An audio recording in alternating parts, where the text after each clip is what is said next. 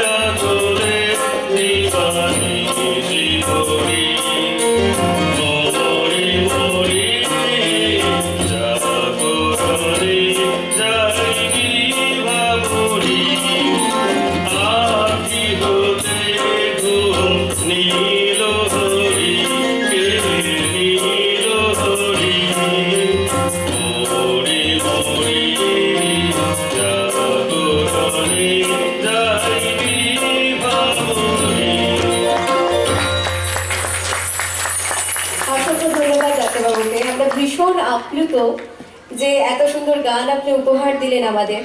আমি নিশ্চিত যে আপনাকে দেখে বাচ্চারা ভীষণভাবে অনুপ্রাণিত হবে। ধন্যবাদ। এর থেকে বোঝা যায় যে রাধে সে চুলো বাঁধে।